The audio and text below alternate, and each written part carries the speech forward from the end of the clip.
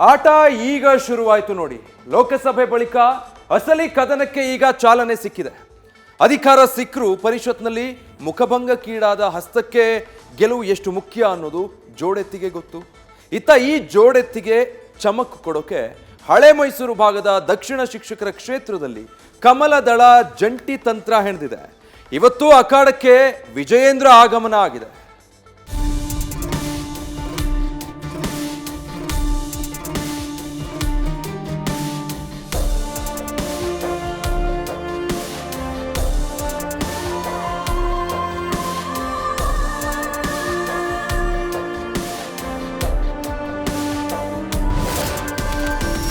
ಲೋಕಸಭೆ ಕದನ ಮುಗಿಸಿದ ನಾಯಕರು ವಿಶ್ರಾಂತಿಗೂ ಮುನ್ನವೇ ಪರಿಷತ್ ಬಾಕ್ಸಿಂಗ್ ರಿಂಗ್ ನಲ್ಲಿ ಕೈಗೆ ಗ್ಲೌಸ್ ಹಾಕಿಕೊಳ್ಳಬೇಕಾಗಿದೆ. ಅದರಲ್ಲೂ ದಕ್ಷಿಣ ಶಿಕ್ಷಕರ ಕ್ಷೇತ್ರ ಮಾತ್ರ ರಂಗುರಂಗಿನಿಂದ ಕೂಡಿದೆ. ತೆನೆಗೂಡಿನಿಂದ ಹಾರಿ ಬಂದ ಮರಿತಿಬ್ಬೇಗೌಡಗೆ ಹಸ್ತದ ಆಶ್ರಯ ದಕ್ಕಿದೆ.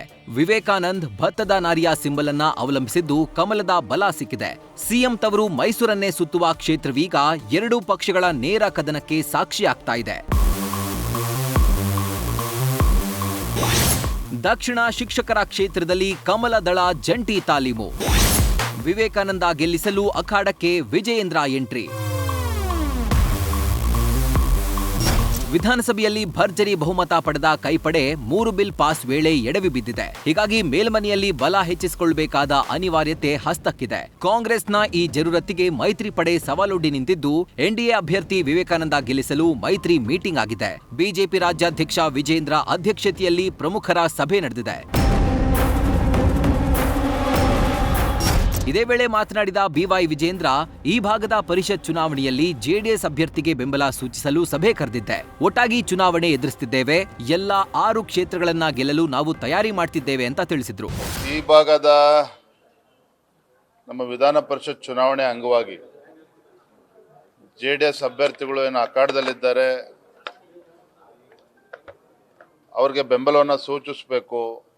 ನಮ್ಮ ಎಲ್ಲ ಮುಖಂಡರುಗಳು ಕೂಡ ಇನ್ನೂ ಹೆಚ್ಚು ಸಕ್ರಿಯವಾಗಿ ಈ ಚುನಾವಣೆಯಲ್ಲಿ ತೊಡಗಿಸ್ಕೋಬೇಕು. ಭಾರತೀಯ ಜನತಾ ಪಾರ್ಟಿ ಮತ್ತು ಜೆಡಿಎಸ್ ಬೆಂಬಲಿತ ಜೆಡಿಎಸ್ನ ಅಭ್ಯರ್ಥಿನ ಗೆಲ್ಲಿಸಬೇಕು. ಈ ಬಾರಿ ನಮ್ಮ ಅಭ್ಯರ್ಥಿ ವಿವೇಕಾನಂದ ಗೆದ್ದೇ ಗೆಲ್ತಾರೆ ಎಂಬ ವಿಶ್ವಾಸದಲ್ಲಿ ಜೆಡಿಎಸ್ ಕೋರ್ ಕಮಿಟಿ ಅಧ್ಯಕ್ಷ ಜಿಟಿ ದೇವೇಗೌಡ ಇದ್ದಾರೆ. ಈ ಬಾರಿ ಹಿಂದೆ ಬಿಜೆಪಿ, ಜೆಡಿಎಸ್, ಕಾಂಗ್ರೆಸ್ 3 ಪಕ್ಷಗಳ ಅಭ್ಯರ್ಥಿಗಳು ಸ್ಪರ್ಧೆ ಮಾಡ್ತಾ ಇದ್ರು. ಈ ಬಾರಿ ಕಾಂಗ್ರೆಸ್ಸು ಮತ್ತು NDA ಅಭ್ಯರ್ಥಿ JDS ಮತ್ತು ಭಾರತೀಯ ಜನತಾ ಪಕ್ಷದ ಮೈತ್ರಿ ಅಭ್ಯರ್ಥಿ ಆಗಿರೋದ್ರಿಂದ ಈ ಗೆಲುವು ವಿವೇಕಾನಂದರವರಿಗೆ ಗೆಲುವು ಸುಲಭ ಆಗಿದೆ ಅಂತೇಳಿ ನಾನು ಭಾವಿಸ್ತೇನೆ. ಬಂಡೆದ್ದು ಶಿಸ್ತು ಉಲ್ಲಂಘಿಸಿದ ರಘುಪತಿ ಭಟ್ಗೆ ಉಚ್ಚಾಟನೆ ಶಿಕ್ಷೆ. ಈಶಾನ್ಯದಲ್ಲಿ ಬಂಡೆದ್ದ ಪ್ರತಾಪ್ ರೆಡ್ಡಿಗೆ ಕಾಂಗ್ರೆಸ್ ಗೇಟ್ ಪಾಸ್. ಇತ್ತ ನೈಋತ್ಯ ಪದವೀಧರ ಕ್ಷೇತ್ರದಿಂದ ಬಂಡಾಯ ಅಭ್ಯರ್ಥಿಯಾಗಿ ಕಣಕ್ಕಿಳಿದ ಮಾಜಿ ಶಾಸಕ ರಘುಪತಿ ಭಟ್ಗೆ ಬಿಜೆಪಿ ಶಾಕ್ ಕೊಟ್ಟಿದೆ. ಮಾಜಿ ಶಾಸಕ ಭಟ್ರ ಸ್ಪರ್ಧೆ ಬಿಜೆಪಿಗೆ ತಲೆನೋವಾಗಿ ಪರಿಣಮಿಸಿದೆ. ನಾಮಪತ್ರ ವಾಪಸ್ಗೆ 24 ಗಂಟೆ ನೀಡಿದ್ದ ಗಡುವು ಮೀರ್ತಾ ಇದ್ದಂತೆ ಪಕ್ಷ ವಿರೋಧಿ ಚಟುವಟಿಕೆ ಹಿನ್ನೆಲೆ ಬಿಜೆಪಿಯಿಂದ 6 ವರ್ಷ ಉಚ್ಚಾಟನೆ ಮಾಡಲಾಗಿದೆ. ಅದರಲ್ಲೊಂದು ವರ್ಡ್ ನೋಡಿದೆ ನಾನು, ಪಕ್ಷದಲ್ಲಿರುವಂಥ ಎಲ್ಲ ಹುದ್ದೆಗಳಿಂದ ವಜಾಗೊಳಿಸಿ ಅಂತ. ನಂದು ಹುದ್ದೆ ಕಾರ್ಯಕರ್ತ, ನನಗೊಂದು ರಾಜ್ಯ ಕಾರ್ಯಕಾರಿಣಿ ಮೆಂಬರೂ ಮಾಡಲಿಲ್ಲ. ನನ್ನನ್ನೆಂಥ ಹುದ್ದೆಯಿಂದ ತೆಗೆಯೋದು? ಹುದ್ದೆಯಿಂದ ತೆಗಿಲಿಲ್ಲ, ನಂದು ಏನು ಹುದ್ದೆ ಇಲ್ಲ, ಕಾರ್ಯಕರ್ತ ಮಾತ್ರ ನಾನು.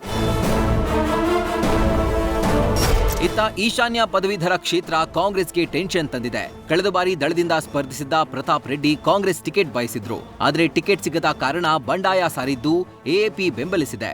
ಪಕ್ಷದ ಚಂದ್ರಶೇಖರ್ ಪಾಟೀಲ್ ಗೆಲುವಿಗೆ ಅಡ್ಡಿಯಾಗುವ ಆತಂಕದಲ್ಲಿರುವ ಹಸ್ತಪಡೆ ಪ್ರತಾಪ್ ರೆಡ್ಡಿಯನ್ನ ಕಾಂಗ್ರೆಸ್ನಿಂದ ಉಚ್ಚಾಟನೆ ಮಾಡಿದೆ. ಹೀಗಾಗಿ 7 ಜಿಲ್ಲೆಗಳನ್ನ ಒಳಗೊಂಡ ಕಲ್ಯಾಣದ ಈ ಕಣದಲ್ಲಿ ತ್ರಿಕೋನ ಸ್ಪರ್ಧೆ ಏರ್ಪಟ್ಟಿದೆ.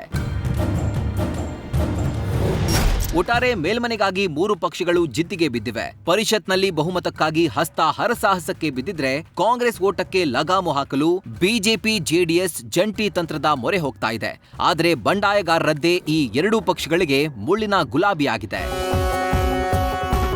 News First bureau.